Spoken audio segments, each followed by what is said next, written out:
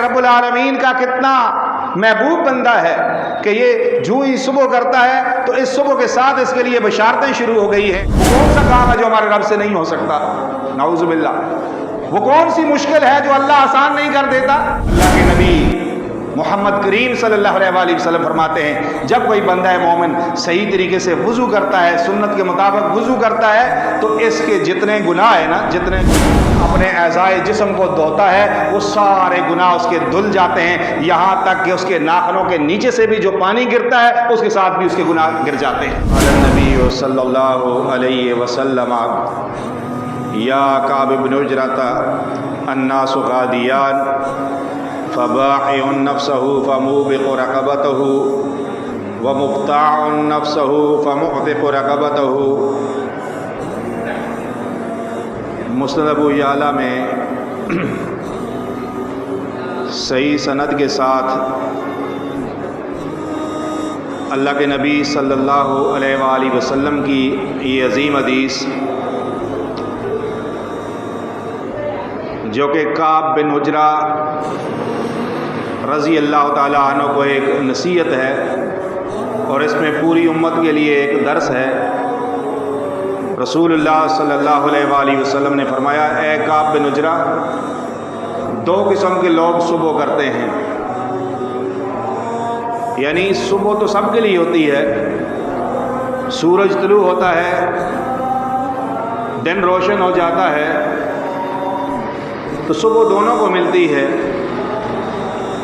24 घंटे दोनों के लिए बराबर हैं। वक्त की घड़ियाँ और रात की साअतें दोनों के लिए बराबर हैं, लेकिन लोग दो किस्म के दो हिस्सों में तकसीम हो जाते हैं सुबह करने वाले। उनमें से एक वो शख्स है जो अपने आप को सुबह होते ही हलाकत में डाल देता है, और दूसरा वो शख्स है जो अपने आप को हलाकत से बचा लेता है, यानी अल्लाह के अज़ाब से अपनी गर्दन को छुड़ा लेता है। ये दो किस्म के लोग सुबह करते हैं। मेरे भाइयों, आपको याद हो शायद गुज़श्ता महीने के जो पहला जुमा था, उसमें भी आपके सामने मैंने चंद हदीस बयान की थी, जिनका मौजू और जिनका लुब्बे लुबाब ये था कि दुनिया में दो तरह के लोग होते हैं और उनकी दो तरह के लोगों का अंजाम भी मुख्तलिफ है और उनका तर्ज ज़िंदगी भी दुनिया में मुख्तलिफ है। आज उसी मज़मून को थोड़ा सा आगे बढ़ाते हुए कि अहले ईमान बशारतों के साथ सुबह करते हैं,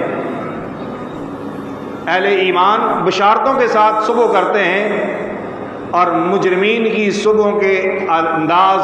बिल्कुल मुख्तलिफ नहुसत भरे होते हैं। तो इस हदीस में अल्लाह के नबी सल्लल्लाहु अलैहि वसल्लम ने सुबह होते ही दो ग्रोहों को दो मुख्तलिफ अंजामों से दो चार होने की एक खबर सुनाई है। अब जो लोग अपने आप को सुबह होते ही अल्लाह के अज़ाब से बचा लेते हैं, वो कौन से लोग हैं? वो लोग हैं जो जागते ही बशारतों के साथ सुबह करते हैं। जैसा कि मैंने गुज़श्ता दर्स में इस बात की इब्तिदा की थी कि एक बंदा मोमिन की रात से ही उसके लिए बशारतें नाज़िल होना शुरू हो जाती हैं। रात से ही, सुबह तो बाद में आएगी ना, रात से ही। अल्लाह के नबी सल्लल्लाहु अलैहि वसल्लम ने फरमाया, रात को जो शख्स भी वुज़ू करके सोता है तो सारी रात उसके सर के पास एक फरिश्ता मुकर्रर किया जाता है, एक फरिश्ता जिसकी ड्यूटी ये है।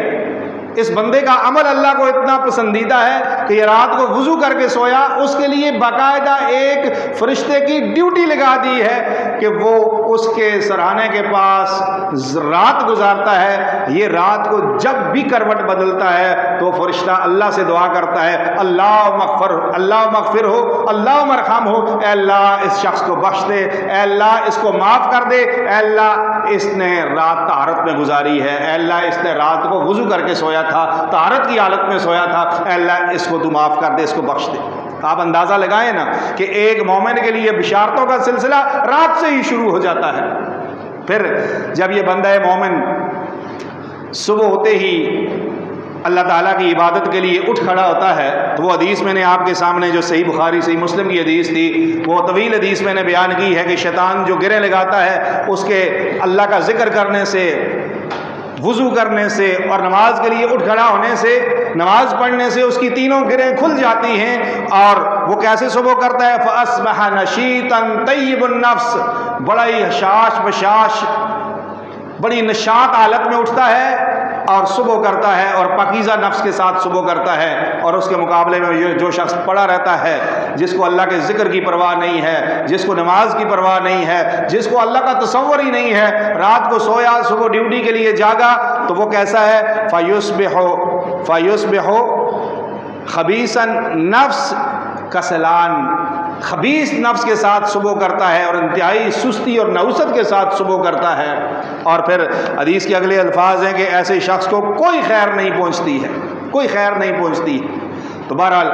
رات سے ہی ایک بندہ مومن کے لیے بشارتیں شروع ہو جاتی ہیں۔ پھر میں نے آپ کے سامنے یہ حدیث بھی بیان کی تھی کہ رسول اللہ صلی اللہ علیہ وآلہ وسلم نے فرمایا کہ جو شخص رات کو عشاء کی نماز باجماعت نماز پڑھ کر سوتا ہے تو یہ ایسا ہے جیسے اس نے آدھی رات کا قیام کیا ہو، اور اگر فجر کی نماز بھی جماعت کے ساتھ پڑھتا ہے تو گویا اس نے ساری رات قیام میں گزار دی ہو، ساری رات یہ تہجد پڑھتا رہا، ساری رات یہ اللہ کے سامنے کھڑا رکوع قیام اور سجدے کی حالت میں رہا ہے، اس کو اس کا اجر و ثواب اس کے قیام کی حالت میں لکھ دیا جاتا ہے۔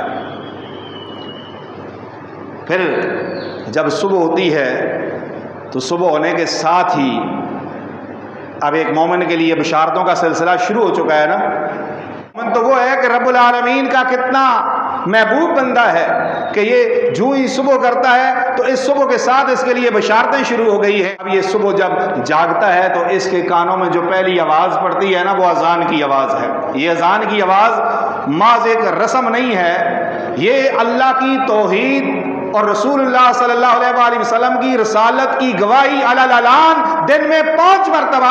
کہ اس گواہی کو کہیں بھول نہ جانا، اس گواہی کو کہیں فراموش نہ کر دینا، اس گواہی کو یاد دہانی ہوتی رہے کہ اللہ رب العالمین کی توحید کا آوازہ اشہد ان لا الہ الا اللہ، میں اس بات کی گواہی دیتا ہوں کہ اللہ کے علاوہ کوئی معبود برحق نہیں ہے، اور محمد رسول اللہ کی رسالت کی گواہی ہے۔ اور پھر مؤذن ساری انسانیت کو یہ خبر دیتا ہے کہ دیکھو فلاح کی طرف آ جاؤ، کامیابی کی طرف آ جاؤ۔ کامیابی جسے تم سمجھتے ہو وہ نہیں ہے، کامیابی یہ ہے کہ اللہ کے گھروں کی طرف لوٹ آؤ اور اللہ کے سامنے کھڑے ہو جاؤ اور اپنے آپ کو اللہ کی عبادت کے لیے تیار کر لو، یہ حقیقت میں کامیابی ہے۔ تو مؤذن جو اذان دیتا ہے، یہ اذان اتنا عظیم عمل ہے کہ مؤذن کے لیے اللہ کے نبی صلی اللہ علیہ وآلہ وسلم نے فرمایا جو شخص غالباً ایک حدیث میں 12 سال کا لفظ ہے اور ایک حدیث میں غالباً 8 سال کا 40 سال نہیں، وہ جس حدیث کا میں ذکر کرنے لگا ہوں اس میں یہ ہے کہ جو شخص پابندی کے ساتھ غالباً 8 سال ہے یا 12 سال میں بولتا ہوں، اگر پابندی کے ساتھ وہ اذان پکارتا ہے تو اس کے اوپر جنت واجب کر دی جاتی ہے۔ اور پھر اس مؤذن کا مقام دیکھو، نبی کریم صلی اللہ علیہ وآلہ وسلم نے فرمایا کہ یہ مؤذن جب کل قیامت کے دن آئے گا تو ان مؤذنین کی گردنیں اونچی ہوں گی، اونچی بڑی شان والی بڑی پہچان والی لوگوں سے ایک امتیاز ہوگی ان مؤذنین کی۔ اور یہ مؤذن کتنا عظیم ہے کہ جو اللہ کی عبادت کی طرف لوگوں کو بلاتا ہے، اس کی آواز جہاں تک پہنچتی ہے اس کی آواز درخت سنتے ہیں، پتھر سنتے ہیں، دیواریں سنتی ہیں، آبادیاں سنتی ہیں، یہ سب کل قیامت کے دن اس کے لیے گواہ بنے ہوئے ہوں گے کہ اللہ کی توحید کی جو گواہی اور اللہ رب العالمین کی عبادت کی طرف جو پکارتا ہے، یہ کل قیامت کے دن سارے اس کی گواہی کے لیے حاضر ہوں گے۔ اور اللہ کے نبی صلی اللہ علیہ وآلہ وسلم نے فرمایا جو شخص اذان کا جواب دیتا ہے اور اس جواب کے ساتھ نبی کریم صلی اللہ علیہ وآلہ وسلم پر درود پڑھتا ہے، اللہ کے نبی نے فرمایا میری شفاعت اس کے لیے لازم کر دی گئی ہے، اس پر میری شفاعت اس کے لیے واجب ہو گئی ہے۔ تو گویا ایک بندہ مومن جب صبح اٹھتا ہے تو اپنے اوپر نبی کریم کی شفاعت کو واجب کر کے اٹھتا ہے کہ اس نے فجر کی اذان سنی اور فجر کی اذان کا جواب دیا ہے۔ اب یہ بندہ مومن کس طرح بشارتوں کے ساتھ صبح کرتا ہے؟ یہ اذان اتنی عظیم چیز ہے نا کہ اس اذان کی آواز جب شیطان کے کانوں میں پڑتی ہے وہ اپنی ہوا خارج کرتے ہوئے بھاگنا شروع کر دیتا ہے اور بندہ مومن کو اس سے خلاصی مل جاتی ہے۔ ایک حدیث میں ہے کہ شیطان انسان کے ناک کے بانسے میں رات گزارتا ہے۔ یہ بندہ مومن جب صبح اٹھتا ہے اپنے ناک کو جھاڑتا ہے تو یہ شیطان خارج ہو جاتا ہے اور بندہ اس کے کلچ سے، اس کے قبضے سے، اس کے تسلط سے اس کی جان چھوٹ جاتی ہے۔ اور پھر میرے بھائیوں، یہ جو اذان اور اقامت ہے نا، اس کے درمیان آپ نے صبح فجر کے لیے آپ اٹھے، اذان ہو چکی ہے، آپ نے ابھی سنتیں پڑھی ہیں اور فرض نماز کے درمیان وقت ہے، تو اللہ کے نبی صلی اللہ علیہ وآلہ وسلم نے یہ بشارت سنائی ہے کہ اذان اور اقامت کے درمیان دعا رد نہیں کی جاتی۔ اگر ایک بندہ مومن اپنی ساری پریشانیاں جو ہم لوگوں کے سامنے بیان کرتے ہیں، لوگوں کے سامنے ذکر کرتے ہیں، میڈیا کے آ کر روتے چیختے چلاتے ہیں، اگر صبح ہوتے ہی نا ہم اپنی ساری پریشانیوں کو اذان اور اقامت کے درمیان قبولیت دعا کی گھڑی میں اپنے رب کے سامنے رکھ دیں، وہ کون سا کام ہے جو ہمارے رب سے نہیں ہو سکتا؟ نعوذ باللہ۔ وہ کون سی مشکل ہے جو اللہ آسان نہیں کر دیتا؟ تو یہ قبولیت دعا کی گھڑی اس کو فجر سے ہی میسر آنا شروع ہو جاتی ہے۔ پھر یہ بندہ مومن جب اٹھتا ہے اکیلا نہیں اٹھتا، گھر سے اٹھتا ہے تو اپنی جوان اولاد کو نماز کے لیے جگاتا ہے، اپنی بیوی کو نماز کے لیے جگاتا ہے۔ اگر بیوی پہلے اٹھتی ہے تو اپنے خاوند کو جگاتی ہے۔ اللہ کے نبی صلی اللہ علیہ وآلہ وسلم نے دونوں کے لیے رحمت کی دعا کی ہے کہ جو خاوند اپنی بیوی کو جگائے، اٹھائے، اگر وہ نہ اٹھے تو اس کے اوپر پانی چھڑکے کہ اللہ کی عبادت کے لیے اسے تیار کرے، اور اگر بیوی ایسا عمل خاوند کے لیے کرے تو ان کے لیے اللہ کے نبی صلی اللہ علیہ وآلہ وسلم نے بشارت سنائی ہے۔ پھر اس کے بعد جب بندہ جاگتا ہے تو مسواک کرتا ہے۔ اب بظاہر ایک چھوٹا سا عمل ہے نا مسواک،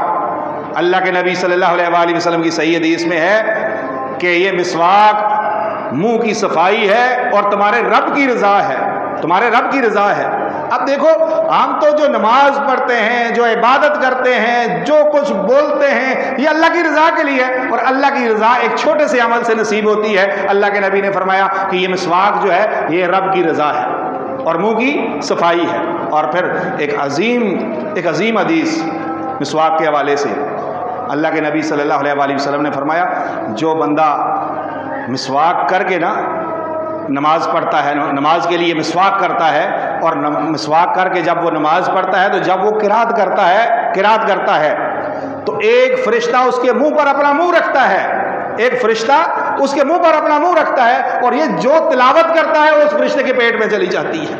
اب یہ تو غیبی معاملات ہیں نا، فرشتے ہم نے دیکھے نہیں ہیں، لیکن رسول اللہ صلی اللہ علیہ وآلہ وسلم نے فرمایا، اور مسواک کی کتنی فضیلت ہے کہ تم نے مسواک کر کے نماز پڑھی، تیری تلاوت کو سننے کے لیے اس فرشتہ حاضر ہوتا ہے، اور تم تلاوت کرتے ہو اور وہ تلاوت اس کے پیٹ میں چلی جاتی ہے۔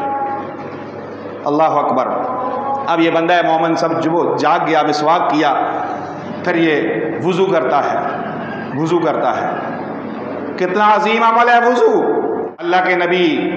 محمد کریم صلی اللہ علیہ وآلہ وسلم فرماتے ہیں، جب کوئی بندہ مومن صحیح طریقے سے وضو کرتا ہے، سنت کے مطابق وضو کرتا ہے، تو اس کے جتنے گناہ اس کے ہاتھوں نے کیے، اس کے پاؤں نے کیے، اس کی آنکھوں نے، اس کے زبان نے، اس کے کانوں نے، وہ جب اپنے اعضائے جسم کو دھوتا ہے وہ سارے گناہ اس کے دھل جاتے ہیں، یہاں تک کہ اس کے ناخنوں کے نیچے سے بھی جو پانی گرتا ہے اس کے ساتھ بھی اس کے گناہ گر جاتے ہیں۔ اب یہ کیسی عظیم بشارتیں ہیں، کتنی عظیم بشارتیں۔ صبح ہوتے ہی ایک بندہ مومن کے لیے بشارتوں کا سلسلہ شروع ہو جاتا ہے، اور بندہ مومن کے چھوٹے چھوٹے اعمال رب العالمین کے نزدیک اتنے قیمتی ہیں کہ اللہ ان کی اتنی قدر کرتا ہے کہ ایک ایک عمل پر اتنی عظیم بشارتیں۔ پھر فرمایا کہ جو وضو کے بعد جب دعا پڑھتا ہے نا بندہ، وضو کے بعد کی دعا اشہد ان لا الہ الا اللہ، پوری کامل دعا پڑھتا ہے تو جنت کے 8 دروازے اس کے لیے کھول دیے جاتے ہیں۔ صحیح حدیث ہے، 8 دروازے اب آپ صبح ہوتے ہی آپ نے اتنے چھوٹے چھوٹے اعمال کیے، رب العالمین نے ایک وضو کرنے کی بنیاد پر آپ کے لیے جنت کے 8 دروازے کھول دیے ہیں۔ اور پھر فرمایا کہ جو شخص صحیح طریقے سے کامل وضو کرے، سنت کے مطابق وضو کرے اور پھر 2 رکعت نماز پڑھتا ہے، اور یہ تو فجر کی تو یہ 2 رکعت نماز بھی کون سی نماز ہے پتہ ہے؟ جس کے بارے میں نبی کریم صلی اللہ علیہ وآلہ وسلم نے فرمایا کہ فجر کی یہ 2 رکعتیں فرض نہیں سنت، یہ 2 رکعتیں دنیا و ما فیہا سے بہتر ہیں، یعنی یہ 2 رکعتیں دنیا اور جو کچھ دنیا کے اندر ہے اس سے بہتر ہیں یہ 2 رکعتیں۔ اب دنیا میں کیا نہیں ہے؟ دنیا میں کیا نہیں ہے؟ بادشاہتیں اس دنیا میں ہیں، اقتدار اس دنیا میں ہے، مال دولت اس دنیا میں ہے، خزانے اس دنیا میں ہیں، سونے چاندی جواہرات کی کانیں اس دنیا میں ہیں، ہر قسم کی افرادی قوتیں اس دنیا میں ہیں، یہ گھر، یہ بستیاں، یہ باغات، سب کچھ اس دنیا میں ہے۔ نبی کریم صلی اللہ علیہ وآلہ وسلم فرماتے ہیں کہ یہ 2 رکعتیں دنیا و ما فیہا سے بہتر ہیں، خیر من الدنیا و ما فیہا۔ اب بندہ مومن نے جب صبح کی تو اس کی بشارتوں کا سلسلہ شروع ہو گیا کہ اس نے 2 رکعت نماز سنت، فجر کی باجماعت نماز نہیں، سنت نماز ادا کی ہے، تو یہ شخص ایسا ہو گیا کہ اس نے دنیا اور جو کچھ دنیا میں ہے اس سے زیادہ اس نے سمیٹ لیا۔ اب اس کے بعد بندہ مومن جب سنت ادا کرتا ہے، بہتر عمل یہ ہے، افضل عمل یہ ہے کہ آپ فجر کی نماز کے لیے جب آئیں گھر میں وضو کریں، گھر میں سنت ادا کریں، پھر مسجد تشریف لائیں۔ اور اگر آپ آ کر مسجد میں بھی پڑھتے ہیں تو اس میں کوئی حرج نہیں ہے، لیکن یہ 2 رکعت پڑھنے کے بعد اگر آپ گھر سے آ رہے ہیں تو گھر سے نکلتے ہیں نا، گھر سے نکلتے ہیں تو گھر سے نکلنے کی دعا پڑھتے ہیں، بسم اللہ توکلت علی اللہ لا حول ولا قوت الا باللہ۔ اور بھی دعائیں ہیں، مسنون دعائیں، لیکن اگر آج یہ مختصر دعا پڑھتے ہیں، آپ نے کیا آپ نے آج کے پورے دن کے لیے اپنے آپ کو اللہ کے حوالے کر دیا، اللہ کے سپرد کر دیا، بسم اللہ توکلت، اللہ کے نام کے ساتھ میں نے اللہ پر توکل کر دیا ہے، علی اللہ لا حول ولا قوت الا باللہ، اس کے علاوہ کوئی طاقت نہیں ہے، کوئی قوت نہیں ہے جو مجھے نقصان دے سکے، جو مجھے گمراہ کر سکے، جو مجھے تکلیف پہنچا سکے، کوئی طاقت نہیں ہے۔ یعنی بندہ مومن نے صبح کی ہے تو گھر سے نکلتے ہوئے جو دعا پڑھی اس میں بھی اللہ کے اوپر پورا توکل اور اللہ کی توحید، لا حول ولا قوت الا باللہ۔ اور یہی بندہ جب جاگتے ہوئے دعا پڑھتا ہے، جاگتے ہوئے الحمدللہ الذی احیانا بعد ما اماتنا والیہ النشور، یعنی بندہ جاگا اور جاگنے کے ساتھ ہی اس نے اللہ کی تعریف شروع کر دی، اے اللہ تیرے لیے ساری حمد ہے، تو نے مجھے مرنے کے بعد زندگی عطا کی ہے۔ یہ ایک ویژن ہے، یہ ایک ویژن لے کے بندہ اٹھتا ہے کہ میں مر گیا تھا، کیونکہ حدیث میں نیند کو موت کی بہن قرار دیا گیا ہے، میں مر گیا تھا، مجھے تو نے دوبارہ زندہ کیا ہے، اب ایک نئے دن کی مجھے مہلت دے کر بھیجا ہے، مجھے نئی زندگی دے کر بھیجا ہے، میں پورے طریقے سے اپنے اس دن کی مہلت پر سے فائدہ اٹھانے کے لیے کمر بستہ ہوتا ہوں۔ اور پھر ایک نظریہ وَإِلَيْهِ النُّشُورُ، اے اللہ لوٹ کر تیری طرف جانا ہے، میرا ٹھکانہ تیرے پاس ہی ہے، حاضر میں نے تیری عدالت میں ہی ہونا ہے۔ یہ تصور اگر صبح سے بندے کے ذہن میں آ جائے تو کیا خیال ہے اس کا دن کیسا گزرے گا؟ دن کو وہ اللہ کی نافرمانی، اللہ کی بغاوت، سرکشی کرے گا، کسی کے اوپر ظلم کرے گا، فسق و فجور کا ارتکاب کرے گا، جس کو صبح سے ہی اس بات کا وہ اقرار کر کے اٹھتا ہے اللہ تیری طرف لوٹ کر آنا ہے، وَإِلَيْهِ النُّشُورُ، اللہ تیری طرف لوٹ کر آنا ہے، تو اس شخص کا دن کتنا محتاط گزرے گا۔ اس شخص کے ذہن میں اگر یہ تصور دن بھر قائم رہتا ہے کہ میں نے اللہ کی عدالت میں حاضر ہونا ہے، پیش ہونا ہے، جواب دہی کا عقیدہ اس کا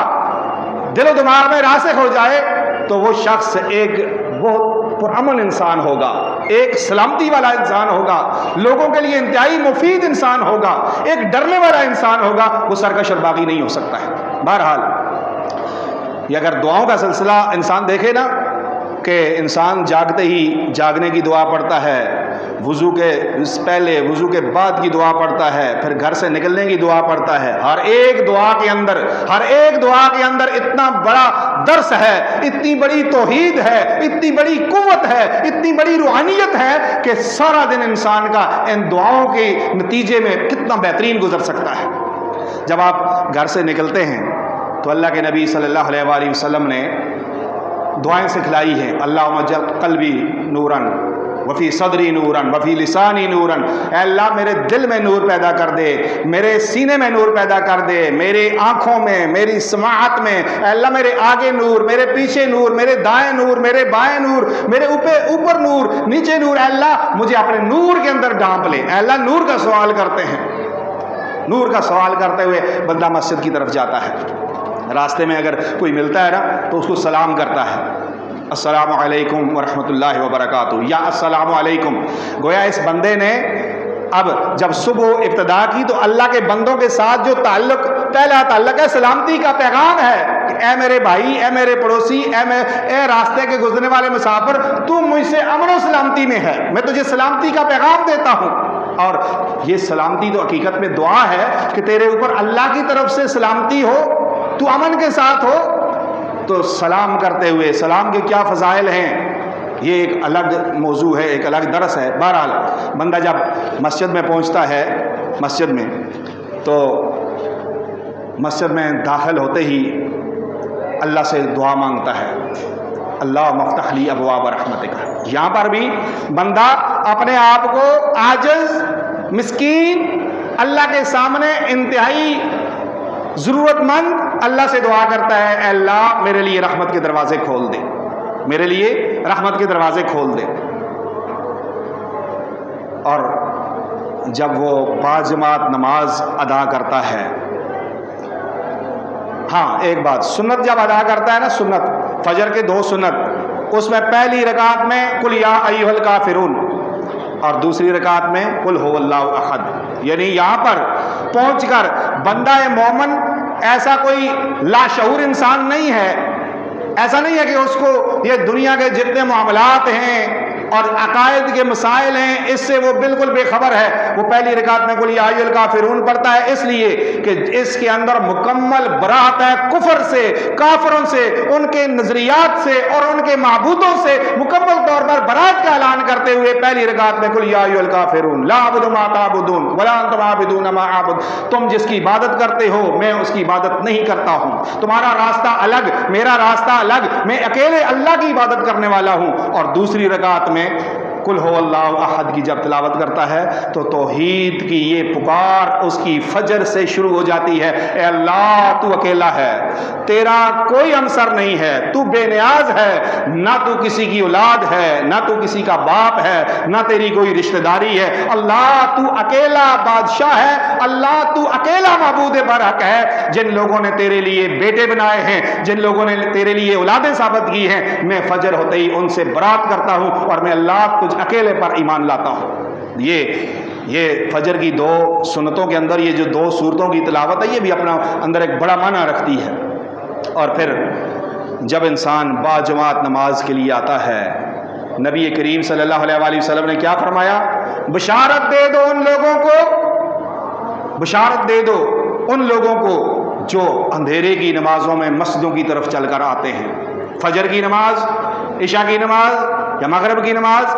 جو لوگ بھی اندھیرے میں اللہ کے گھروں مسجدوں کی طرف آتے ہیں ان کو کامل نور کی بشارت دے دو. تو ایک بندہ جب فجر کی نماز کے لیے آیا, محمد کریم صلی اللہ علیہ وآلہ وسلم کی زبانی ایک عظیم بشارت کے ساتھ آیا کہ اللہ کے نبی نے اس کو کامل نور کی بشارت دے دی ہے. اب جب یہ مسجد میں پہنچا تو یہ اللہ کا مہمان ہے, اللہ کا مہمان بن کر آیا ہے. بڑی طویل حدیث ہے, وقت ختم ہوا چاہتا ہے. اللہ کے نبی صلی اللہ علیہ وآلہ وسلم نے فرمایا, جو شخص گھر سے وضو کر کے مسجد کی طرف آتا ہے یہ ایسا ہے جیسے حج کے لیے احرام باندھ کر تلبیہ پڑھنے والا شخص اپنے گھر سے حج کے لیے نکلا ہے. ایسا ہی ہے کہ باجماعت نماز کے لیے گھر سے آنے والے کے لیے اللہ کے ہاں اتنا اجر ہے. دوسری حدیث میں ہے, اللہ کے نبی صلی اللہ علیہ وآلہ وسلم نے فرمایا, جو شخص باجماعت نماز کے لیے دن کو جتنی مرتبہ آئے وہ اللہ کا مہمان ہے. اور اللہ کا مہمان کتنا عظیم انسان ہوگا. اور تیسرا, اللہ کے نبی نے فرمایا, جو شخص بھی باجماعت نماز کے لیے مسجد کی طرف آتا ہے وہ اللہ کی ضمانت میں ہے. یعنی گھر سے نکلا تو وہ اللہ کی ضمانت میں ہے, اللہ کی سپرداری میں, اللہ کے حوالے میں ہے. اور اللہ رب العالمین اپنا حوالہ, اپنی سپرداری ختم نہیں کرتا. اور پھر جب گھر کے سے مسجد کی طرف نکلتا ہے تو کتنی بشارتوں کے ساتھ جو قدم اٹھاتا ہے گناہ جڑ جاتا ہے، گناہ جڑتے ہیں، اگلا قدم رکھتا ہے نیکی لکھ دی جاتی ہے، جتنے قدم چل کر آتا ہے ایک ایک قدم پر کتنی کتنی نیکیاں، اور پھر اس کے بعد کہ جب وہ مسجد کی طرف آتا ہے تو اللہ کا محبوب بندہ بن چکا ہوتا ہے، کیونکہ اللہ کے نبی صلی اللہ علیہ وآلہ وسلم نے فرمایا احب البلاد الی اللہ مساجدها، اللہ کے نزدیک سب سے محبوب جگہ اللہ کی مسجدیں ہیں، اللہ کی مسجد کے اندر آنے والا اللہ کا محبوب اللہ کے گھر کے اندر حاضر ہو گیا۔ اب دیکھو جاگنے سے لے کر فجر کی نماز کے لیے مسجد میں پہنچنے تک کتنی بشارتیں آپ نے سنی ہیں، یہ ساری صحیح حدیث کے اندر موجود ہیں، ایک ایک مسئلہ اور ایک ایک بشارت پر باقاعدہ حدیث موجود ہے، اگر آپ چاہیں تو آپ کو حوالوں کے ساتھ لکھ کر دے سکتا ہوں۔ تو کیا خیال ہے کہ بشارتوں کے ساتھ صبح کرنی ہے یا اللہ کے نافرمان اللہ کے باغی مجرمین کی طرح صبح کرنی ہے؟ مجرمین کی صبح کیا ہے؟ مجرمین کی صبح کیا ہے؟ رات کو سویا، کوئی پرواہ نہیں ہے کہ کس حال میں سویا ہے، کس حال میں سویا ہے، شراب پی کر سویا، نشے کی حالت میں سویا، سگریٹ پیتے پیتے سو گیا، اس کے منہ میں نسوار رکھی ہوئی وہ سو گیا، اس حال میں سویا کہ گندی فلم دیکھتے دیکھتے سو گیا، موبائل اس نے سینے پر گر گیا، اس نے عشاء کی نماز، اس نے سوتے وقت کے اذکار، اس نے کوئی وضو کا اہتمام کچھ نہیں، مجرمین کی طرح سویا اور ساری رات ایک مردار گدے کی طرح اس نے پوری رات گزاری، اور فجر اس نے 9 بجے 10 بجے 11 بجے 12 بجے ڈیوٹی کے ٹائم پر اپنی گھڑی کو الارم پر لگایا اور صبح اٹھا اور حیوانوں کی طرح کھایا پیا اور بازار کی طرف نکل پڑا۔ یہ تو شیطان کے لشکر کا سپاہی ہے جو میں نے آپ کے سامنے حدیث بیان کی ہے، اور یہ شیطان کے تسلط میں جکڑا ہوا اللہ کا باغی نافرمان انسان ہے کہ جس کو اللہ کے ذکر کی کوئی توفیق نہ ملی، جس نے فجر کی نماز کا کوئی اہتمام ہی نہیں کیا، جس نے اللہ کو رب العالمین کو راضی کرنے کا کوئی آپشن ہی اس کے پاس نہیں ہے، اس نے نہ دعائیں پڑھی نہ اس کو اللہ کے پاس حاضر ہونے کی فکر، تو یہ مجرمین کی صبح ہے، اور جو میں نے آپ کے سامنے بشارتیں بیان کی ہیں یہ اللہ کے مومنین بندوں کی صبح ہے۔ فرق دونوں میں واضح ہے، اب دیکھنا یہ ہے کہ ہم نے کون سے آپشن کو اختیار کرنا ہے۔ اللہ رب العالمین سے دعا ہے اللہ عمل کی توفیق عطا فرمائے۔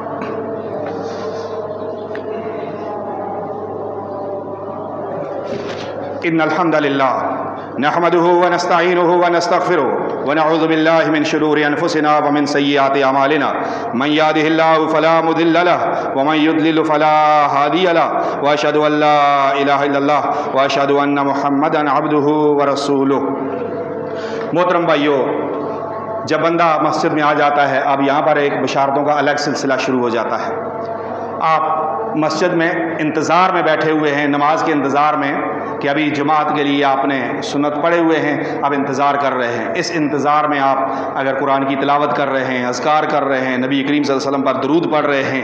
اگر کچھ بھی نہیں کر رہے نا، کچھ بھی نہیں کر رہے، یہ اگر یہ اعمال کریں گے تو اس کا تو کیا اجر و ثواب ہے، کچھ بھی نہیں کر رہے ہیں۔ صحیح حدیث میں ہے، میں طویل حدیث بیان نہیں کرنا چاہتا، وقت مختصر ہے، اللہ کے نبی صلی اللہ علیہ وآلہ وسلم نے فرمایا یہ بندہ نماز میں لکھ دیا جاتا ہے، یعنی یہ کہ بھائی یہ جتنی دیر بیٹھا ہوا ہے 5 منٹ 10 منٹ یہ بیٹھا ہوا ہے، لیکن اس کا لکھا جاتا ہے کہ یہ بندہ قیام میں ہے، رکوع میں ہے، سجدے میں ہے، یہ رکعتیں پڑھ رہا ہے، اس کی نماز لکھ دی جاتی ہے، گویا کہ یہ جتنی دیر تک بیٹھا ہوا ہے حالت نماز میں ہے۔ اور حدیث میں ہے کہ جتنی دیر تک بیٹھا ہوا ہوتا ہے اس وقت تک فرشتے اس کے لیے دعائے مغفرت کر رہے ہوتے ہیں۔ نماز کے انتظار میں بیٹھا ہوا شخص، فرشتے اس کے لیے دعا کر رہے ہیں اللہ مغفر لہ، اللہ مرحمہ، اللہ اس کو معاف کر دے، اللہ اس کو بخش دے، اللہ اس پر رحم فرما۔ اب جب بندہ اٹھ کے نا صف بنانا شروع کرتا ہے تو بندہ مومن کے لیے ہر طرف سے بشارتیں ہیں۔ اللہ نے اس گھر کے اندر ایک مخصوص فرشتے ڈیوٹیوں پر لگا رکھے ہیں میرے لیے اور آپ کے لیے کہ اللہ کے نزدیک چھوٹے چھوٹے اعمال کی کتنی قدر ہے، اور اللہ اپنے شکر گزار بندے، عبادت گزار بندوں کا کتنا قدردان ہے کہ آپ مخصوص فرشتے ہیں۔ آپ کھڑے ہوئے، آپ صف بنانے لگے، آپ نے قدم سے قدم ملایا، آپ کے لیے فرشتے دعا کر رہے ہیں، قدم سے قدم ملا رہے ہیں، فرشتے دعا کر رہے ہیں۔ آپ امام کی دائیں جانب کھڑے ہیں، الگ سے فرشتے آپ کے لیے دعا کر رہے ہیں۔ آپ پہلی صف کے اندر کھڑے ہیں، الگ سے فرشتے آپ کے لیے دعا کر رہے ہیں۔ آپ دوسری صف میں، الگ سے فرشتے آپ کے لیے دعا کر رہے ہیں۔ اور پھر جب آپ نماز کے لیے کھڑے ہوتے ہیں تو آپ کا کھڑا ہونا اور نماز پڑھنا ایسے ہے کہ جب آپ امام ولد ضالین کہتا ہے، آپ سب مل کر جب امام کے ساتھ آمین کہتے ہیں تو اللہ کے نبی صلی اللہ علیہ وسلم نے فرمایا کہ جس شخص کی آمین فرشتوں فرشتوں کی آمین کے ساتھ مل جائے. گویا جب آپ آمین کہتے ہیں تو اللہ کی یہ مخصوص جماعت، یہ فرشتے بھی آمین کہتے ہیں. فرمایا کہ اگر جس کی آمین فرشتوں کی آمین کے ساتھ مل گئی اس کے پچھلے سارے گناہ معاف کر دیے جاتے ہیں. اب بتاؤ نا، اس سے بڑی کوئی بشارتیں ہیں کہ ایک آمین پر پچھلے سارے گناہ معاف کر دیے جاتے ہیں. بندہ مومن کس طرح بشارتوں کے ساتھ صبح کرتا ہے؟ پھر جب آپ حالت نماز میں ہیں، آپ حالت نماز میں ہیں، آپ کیا سمجھتے ہیں یہ کوئی معمولی عمل ہے؟ فرشتوں کی جو